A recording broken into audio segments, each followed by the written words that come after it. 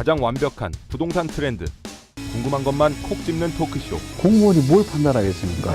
정치적으로 시달리고 언론에 시달리고 이렇게 하는데 할 말 다 하는 토크쇼. 많이 올랐으면 위험도 높다는 점은 알찬 정보만 모은 토크쇼. 리얼 직격 부동산 토크쇼. 찍덕찍덕. 자, 최근에 서울시가 용산역에서 서울역에 이르는 지역을 체계적으로 좀 개발해보자. 이게 대략 한 100만 평 정도 되는 부지인데 그래서 이제 마스터 플랜을 좀 만들어 보겠다 이런 계획을 좀 발표를 했습니다. 근데 이 계획에서 이제 저희가 가장 좀 눈에 띄는 부분이 어디냐? 용산국제 업무지구. 이게 뭐 아시다시피 33조 원짜리 이 프로젝트, 뭐 단군일의 최대 프로젝트였다. 근데 결국은 2013년에 이게 좌초가 됐거든요. 뭐 아시다시피 당시에 그 부동산 경기 침체 그리고 시행사의 자금난 이제 이런 것들이 이제 한꺼번에 겹치면서 이제 사업이 무산이 됐는데, 자, 그 지금 사업을 그러면 마스터 플랜을 새로 세운다는 얘기는 그 사업을 다시 좀 한번 재시동을 걸어보겠다, 다시 점화를 해보겠다. 네. 뭐 이런 의미로도 좀 읽힌단 말이죠. 그래서 저희가 근데 이 사업이 사실은 뭐 아시다시피 그 굉장히 뭐 부동산 시장뿐만 아니라 서울 전역에 어떻게 보면 이 뭐 투자 지형도를 바꿀 수 있는 굉장히 큰 파괴력이 큰 사업이란 말이죠. 네, 그렇죠. 그래서 저희가 자, 이 부분을 좀 다시 한번 오늘 저희 뉴스 포커스 시간에 한번 짚어보도록 하겠습니다. 먼저 이 용산국제 업무지구가 2013년하고 지금하고, 자, 지금 과연 이 업무지구가 다시 살아날 수 있는 어떤 뭔가 달라진 뭐 내부적인 그리고 외부적인 어떤 여건의 변화 뭐 이런 게 좀 있는 걸까요? 이제 지구 단위 계획을 수립하겠다는 거기 때문에 이게 뭐 용산국제업무지구만의 마스터 플랜을 하겠다는 건 아닙니다. 다만 이 지구 단위 계획을 어겨서 나중에 개발이 안 되기 때문에 지구가 상당히 중요하다 이렇게 볼 수 있습니다. 그리고 과거에 이제 소송이라든가 이것 때문에 굉장히 좌초되어 있는데 그 좌초되어 있는 걸 이번 지구 단위 계획을 통해서 어떤 원칙을 정하자. 그 소송 때문에 당장 개발은 못 할 거예요. 그렇지만은 지금 정해놓은 지구 단위 계획을 수립해놓고 그리고 가자는 건데, 문제는 이제 이 개발을 어떤 방식으로 할 거냐를 먼저 고민을 해야 됩니다. 과거에는 이제 뭐 한 수십만 평을 어떤 한 사업자가 사서 대형으로 만들어서 하자.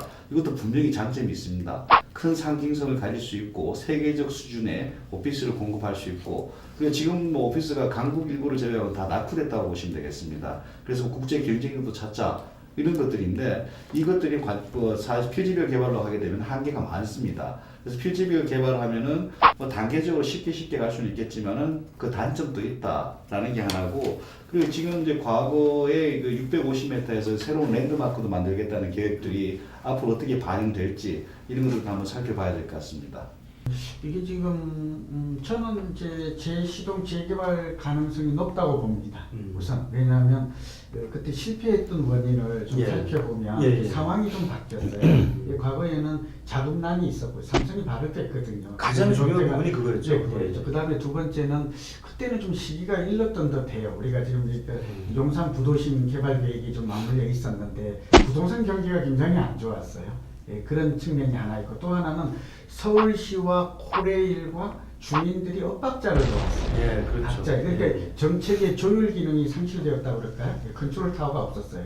근데 이제 이번에는 좀 상황이 달라질 것 같아요. 일단 주도를 일단 서울시가 한번 적극적으로 좀 해보겠다는. 책임지고 마스터 플랜을 짠다라는 것은 상당히 좀 일관된 진전된 의사죠. 그때는 서울시하고 이게 코레일하고 사업 주도권을, 그리고 국토부도 좀 우리 정부도 좀 문제가 있는 게 그렇죠. 너희 둘이 하는 것인데 나는 모른다고 그러고, 이 국민들로 시민들로 보서는 이건 정말 속 터지는 일이었거든요.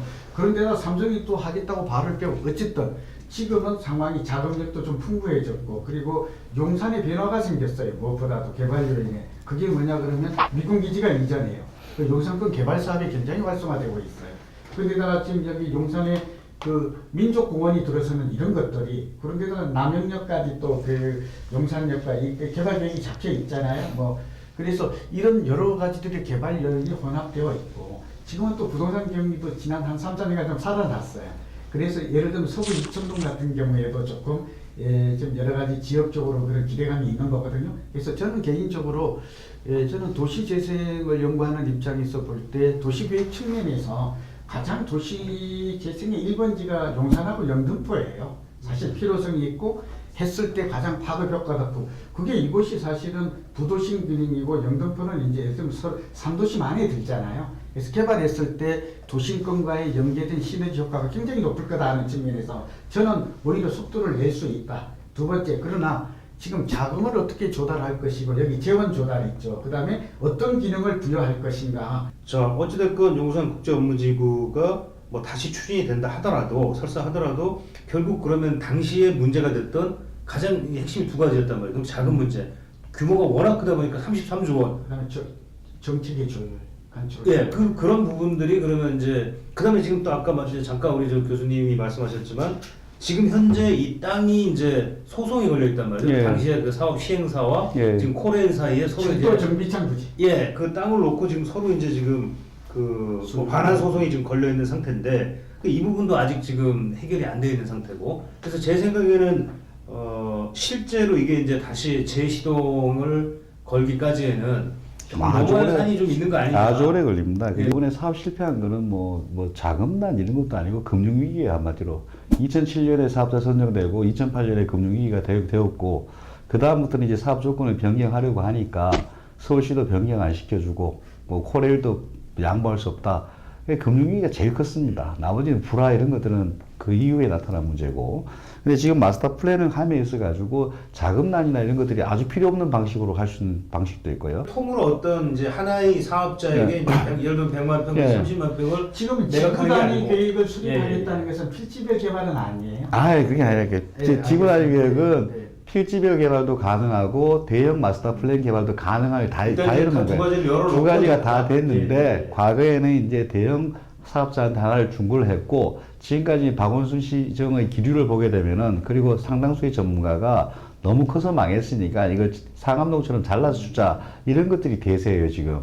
그렇다면 이제 잘라서 주게 된다면은 자금난, 뭐 사업 구조, 불화 이런 문제는 거의 없어지게 됩니다. 그냥 땅값 맞는 사람이 들어와서 사서 짓고 하는데 문제는 코레일과 서울시의 관계가 어떻게 조율될 것인가가 중요하고 그리고 여기 들어간 면적을 그때 한번 추산해 본 적이 있는데 뭐 물론 저 삼성 컨소시엄이 날 때 여기 들어간 오피스 물량이 거의 테라노 물량입니다. 그 연면적. 예, 연면적이. 공급되는 예. 그만큼 물량이 많은데 그게 들어갈 때 상당한 전략 없이 들어가게 된다면은 다시 한번 오피스 시장 자체가 주변에 초토화되든가 아니면은 뭐 충격이 한번 올 수 있습니다. 그리고 상업 물량 같은 경우에는 세계 최대 물량이 그때 30만 평이에요, 연면적이. 네, 네. 근데 여기 들어간 물량이 20만 평이었습니다. 우리 제일 큰 게 코엑스가 한 4만 평이 조금 안 됩니다. 코엑스 한 5배짜리가 들어간다고 봐야 돼요.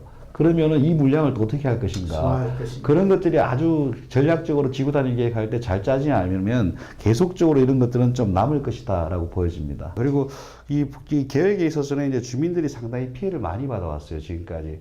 대출을 많이 받아가지고 수억이 날아간 사람들도 있고, 그렇기 때문에 지구 단위 계획을 할 때는 사실 주민들이 그 사업에 들어가게 된 것도 자기들이 원해서 들어간 게 아니고 서울시의 정책 때문에 들어가게 된 겁니다. 그래서 보상 차원에서라도 이번에 지구 단위 갈 때 주민들의 동네 구역에 한해서는 과거의 그 시간 비용이라든가 그 비용을 좀 보상할 수 있을 정도로 인센티브가 좀 책정돼야 할 것으로 보입니다. 지금 그 용산 민족공원이 센트럴파크보다 약간 작아요. 그 지역이 이제 국제업무가 들어서고, 그 다음에 지역에 이제 그 고급주거로 다 바뀌고, 그래서 사실 뭐 그 아파트 2개뿐만이 아니고 용산 민족공원 주변, 그리고 뭐 용산역 주변 그 일대 전체가 우리가 이제 센트럴파크의 고급 업무지구와 고급 주거로 바뀌지 않은가. 참고로 최근에 센트럴파크 옆에 주택이 평당 5억에 분양됐습니다. 그렇죠. 그래서 제가 볼 때는 예. 여기 들어갈 때는 다만 좀 주의할 점이 있어요. 예. 그게 뭐냐 그러면 유망하기는 하나 앞에처럼 롤러코스터를 탈 가능성도 굉장히 높아요. 예. 그러니까 이제 계획에 따라 그러니까 예. 제가 볼 때는 뭐 이렇게 실제 주거를 목적으로 이 경우 봤지만 앞에 모래헤드가 있었다고 그랬잖아요. 그게 뭐냐 그러면 보상비가 많이 나올 줄 알고 대출을 몽땅 끌어서다가 다 써버렸다니까요. 이거는 사실은 제가 볼 때는 주민도 피해자라고 볼 수도 있는 면도 있지만 사실은 이건 뭐 소위 대박을 노리고 그런 측면도 동시에 존재한다고 보고요. 저는 이제 여기 들어가는 분들은 장기 주거로 또 용산 지역이 아까 신 교수님 말씀하신 것처럼 장기 거주로 적합한 지역, 유망 지역이 된다면 그런 측면에서 가격이 저렴할 때 매입하는 것은 저는 유리하다고 봅니다.